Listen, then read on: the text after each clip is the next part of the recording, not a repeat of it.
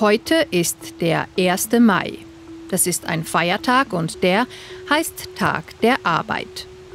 An diesem Tag muss Anton nicht zur Schule und seine Mutter muss nicht arbeiten. Die beiden haben frei. Warum aber heißt es dann Tag der Arbeit, obwohl man an diesem Tag gar nicht arbeitet?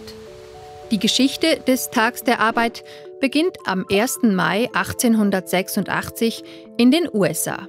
Arbeiterinnen und Arbeiter protestieren gegen die schlechten Bedingungen in den Fabriken. Sie sind nicht mehr bereit, jeden Tag 12 Stunden lang hart zu arbeiten und trotzdem nicht genug Geld für sich und ihre Familien zu haben. Sie fordern an einer Demonstration, dass an einem Arbeitstag nur noch 8 Stunden lang gearbeitet werden soll.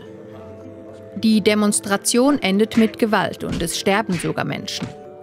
Um jedes Jahr an die Opfer zu erinnern, wird der 1. Mai zum Kampftag der Arbeiter ernannt.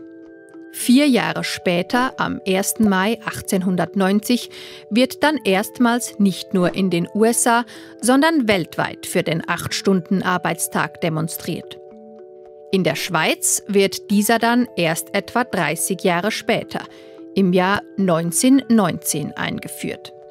Es ist aber bis heute so, dass in vielen Ländern die Menschen für zu wenig Geld sehr hart arbeiten müssen. Dagegen wird jedes Jahr am 1. Mai rund um den Globus protestiert. Und damit sich alle an diesem Tag für ihre Rechte einsetzen können, haben in vielen Ländern der Welt die Menschen am 1. Mai frei.